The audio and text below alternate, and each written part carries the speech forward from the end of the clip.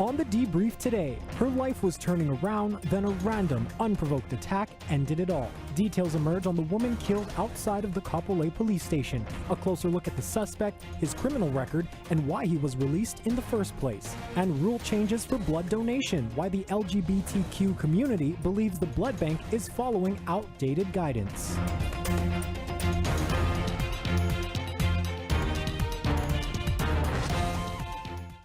Good evening. We're learning more details tonight about the woman killed in front of the Kapolei police station Tuesday night. The 48-year-old was brutally attacked by a suspect who had just been released from police custody. Our Allyson Blair spoke to people who knew her as they talked about her life and her challenges.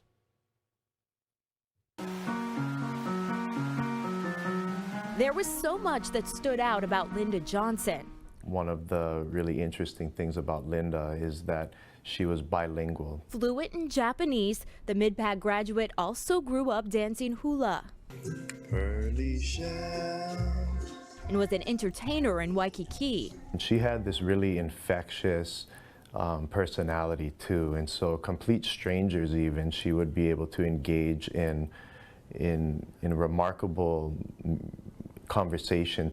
But Linda also had more than her fair share of struggles. When David Fong met her close to 2 decades ago, she was homeless, suffering from untreated mental illness and addiction. He was part of a team that helped get her off the street into treatment and eventually stabilized. For nearly 15 years, she'd been living in various care homes on Oahu. 2 weeks ago from today, she had decided that she wanted to leave. On Sunday, Linda was arrested in Waikiki for being on the beach after hours. Fong says she was released from the Kapolei substation about 4:30 Monday morning. A lieutenant from the police department had given me a call Monday late evening after 10 o'clock. And so that was the first time that I was made aware that Linda had been picked up. He says the officer told him he was concerned about Linda's welfare, but at that point, no one knew where she was. Fong says if he had been contacted while she was still in lockup, he would likely have been able to get her into an emergency room for a psychiatric evaluation. It would have also given me the opportunity to inform them of what had most recently been going on in her situation, about how she did have a place to go, a care home to return to. At 7:30 the next night, Linda was beaten to death just feet away from the front steps of the Kapolei substation. Police say the suspect, Michael Armstrong, had just been released from jail after allegedly punching a police officer the day before. He was on conditional release from the state hospital after years of his own mental health struggle. Community psychiatrist Dr. Chad Koyanagi. It's just one of the most horrible things I've ever heard of in my career. I was in disbelief. Fong says the system failed Linda and the man who allegedly killed her, adding more needs to be done to address Hawaii's mental health crisis. It's something that we need to discuss more, and I think something that our representatives, that we could help them to better understand like what the limitations are. Now let's bring in our chief investigative reporter, Lynn Kawano, to explain more about this heartbreaking story. Lynn, we heard that story from Allyson, more about the victim. But this happened, it's such a terrible crime. It happened right on the steps of the Kapolei police station. And obviously there are so many questions surrounding what happened. Can you refresh our viewers about the suspect in this case? He had a history of violence along with previous stints at the state's psychiatric facility, right? He did. He had some stints at the state hospital in Kaneohe, but more than that, he also has 18 prior arrests. And in some of those cases, he was basically found not guilty by reason of insanity. So there is a long history of mental illness with him. Some of the prior arrests include burglary, terroristic threatening. He even has some weapons charges on there. But those were, again, either declared insane, and so he couldn't have understood what he was doing at the time, yet he was still being released. So while he was in and out of either a mental institution, the state hospital, or some type of treatment, he was always back out on the streets, which seemed very strange to me, given that some of the doctors' reports said he was a danger to the community, that there was no situation where they could deem him safe. outside of some type of facility, and yet he was outside. And that's obviously loopholes and danger to the community there. Refresh us on the timeline of the events, because I understand he was arrested in Mililani, and how did he end up at the Kapolei police station? So he was actually arrested in Mililani on Valentine's Day, so on Monday, the 14th. And that incident stemmed from a call to 911 from a halfway house where he was staying in Mililani. And in that halfway house, he apparently assaulted one of the workers. So the workers called 911. That's why police were there. According to the police report, he then clocked the police officer, blindsided him, is what the report in the highlight said. He blindsided the police officer. Like tackle kind of. No, punched him. And then him, the okay. officer was able to gain control. Other officers came and they were able to arrest him. So they arrested him for assault on a police officer, assault on a law enforcement officer. That's a felony. They took him to the Kapolei substation because the Alapai substation, so the one in town, the main station, that cell block is under construction, is under renovation. So they have to go to the Kapolei station. So that's where he was taken to be booked for that. They have 48 hours to hold him. In the meantime, the detective on the case packaged it up and was ready to confer with the prosecutor's office.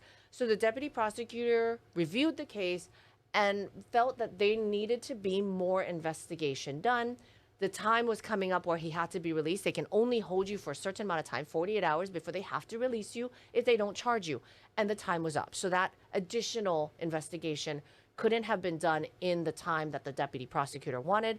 So he was released. And do you know why that wasn't happening in that first 48 hours? And like you mentioned, if you're not charged in the 48 hours, you're released pending investigation. What red flags do you have about that? 48 hours is such a small time frame. What more could they have? What more were they looking for, essentially? We don't know exactly what it was that the deputy prosecutor was looking for. But the deputy prosecutor was apparently saying this is not enough to move forward on charges right now. Steve Alm did issue a statement late yesterday afternoon saying if they had charged him, as they were supposed to within the 48 hours, he would have gone to court the next day and he would have pleaded not guilty to whatever charge they came up with. At that point, Steve Alm said they weren't ready to do that.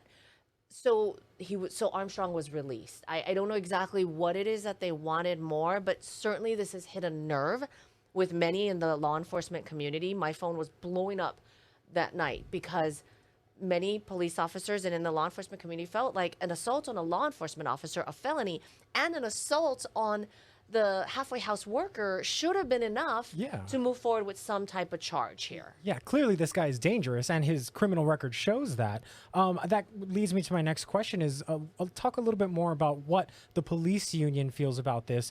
And aside from that, has Steve Alm, aside from the statement, said anything else about this case? No, the statement was where he limited, but he was very detailed. He admitted that, yes, the deputy prosecutor felt there wasn't enough to charge him at that time. And yes, he wanted more investigation done at that time. But other than that, we haven't heard from Steve Alm himself. Robert Kawako, on the other hand, the president of SHOPO, the police union, was very vocal about this on behalf of many of his members, saying there needed to be something done. The police officer was hit. There were a lot of witnesses. There was body camera that showed some of what had happened. There's ring camera that showed the officers were there. The workers at the halfway house were there. Bobby Kawako was saying, what more do you want at that point? You are going to put a dangerous man out on the streets, and that at that point there was nothing else that HPD could have done. They couldn't hold him. It's his right to be held only for 48 hours, and if he's not charged, it's his right to be able to be freed. And that's what they did. Now, at the same token, people are wondering, right, the police department, you got to be safe on the stairs of the police department. I mean, you're so close to the front door. I saw your story from yesterday. What happened with the police at the guard station or at the front door? Why did he not step in? What happened there? Right, and I did ask Robert Kawako about that.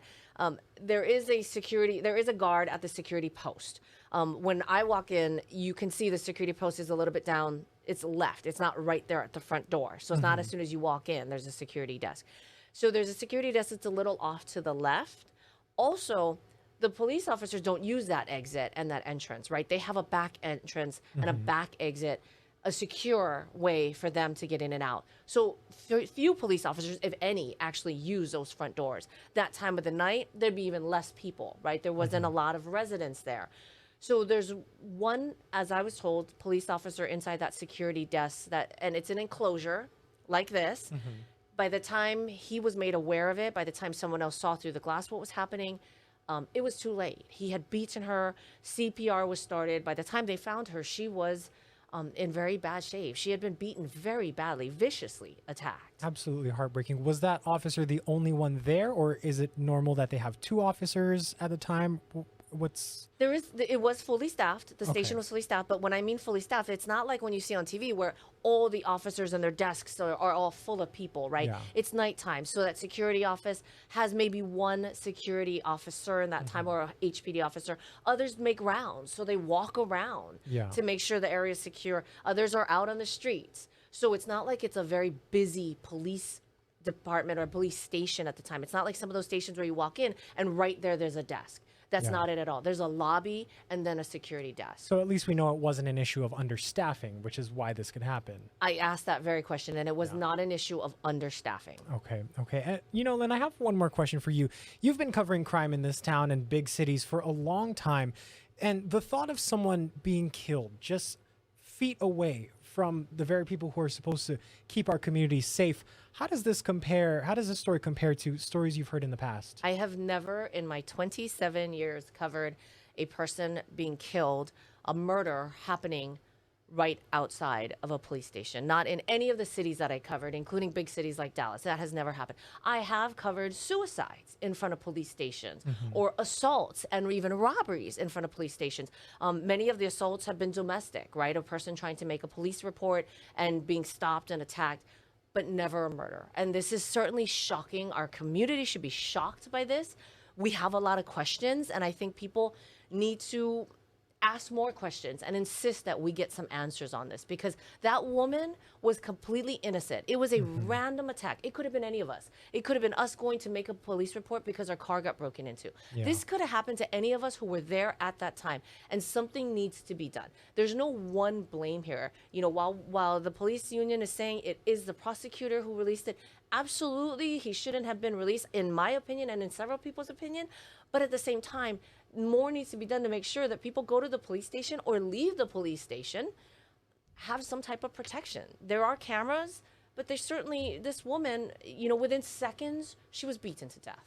Tragic. And of course, also it highlights the need for more mental health facilities, mental health Absolutely. care, and closing those loopholes that allow for people with mental health issues that aren't getting treatment. We got to close those, and our lawmakers have to do something about that. If he was getting treatment at this time, this wouldn't have happened. He wouldn't have clocked the police officer. He wouldn't have hit the halfway house worker. And certainly this woman would be alive. If he was in a facility that he should have been in, if all of these doctors are saying he's dangerous to the community, he shouldn't be out in the community.